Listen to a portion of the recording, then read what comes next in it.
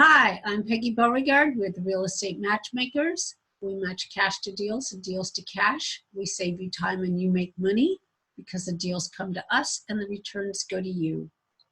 And this is more about the industrial that we've been looking at. And this is the last slide I'm going over. And if you need more information about other things to look at, there's 12 pages of things that come across that you get to look at. You get to look at what all the demographics are in the area and what all the other support for, like restaurants for people to eat or where they could shop and how close that is and what neighborhoods are like, and all that's really important also, but that's done through the demographics. This is just about the building, and this is where depreciation comes in. So you have depreciation and appreciation, cash flow. All those affect your income taxes. And that's one of the reasons we like to invest in real estate, is because there's so many deductions in real estate that it offsets your income.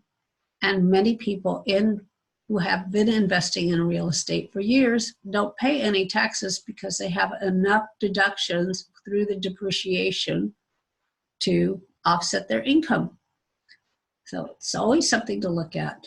And so here's about the building. Here's the gross building area, which is a little over 250,000 square feet. It's 4 tenants. And this is industrial. So look at lots of loading docks. They pull up those big 18-wheelers here and load up with whatever it is that these companies are manufacturing.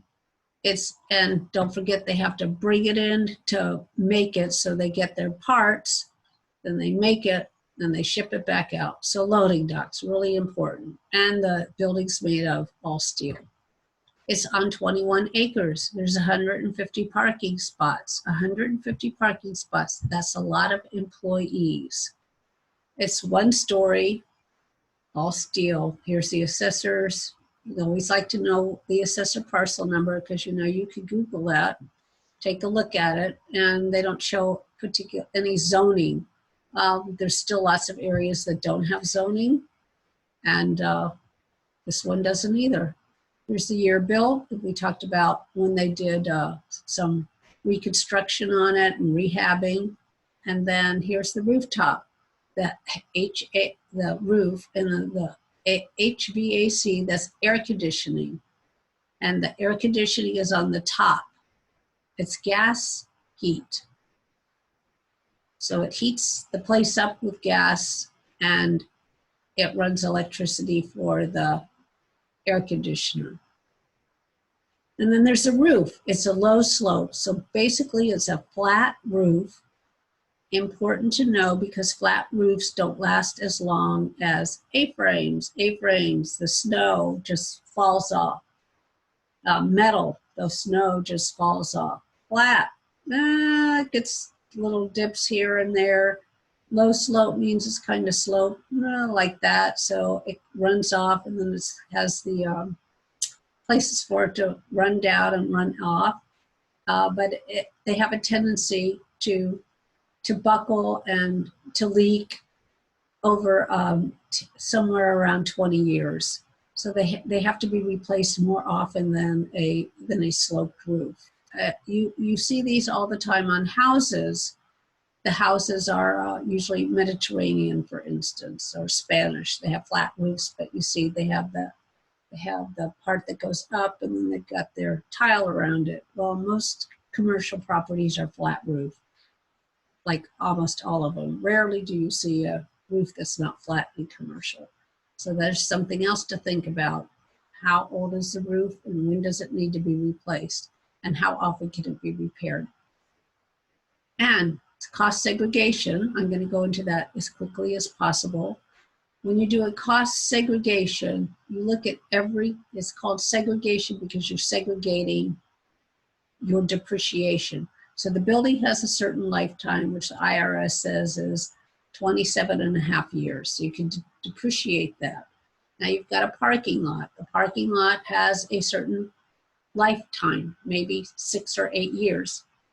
Especially if there's snow, it might be less, might be more, who knows, but there's a cost segregation that's set up for a parking lot, and you have to restripe it, you have to re-oil it. So all those things, that's all under cost seg.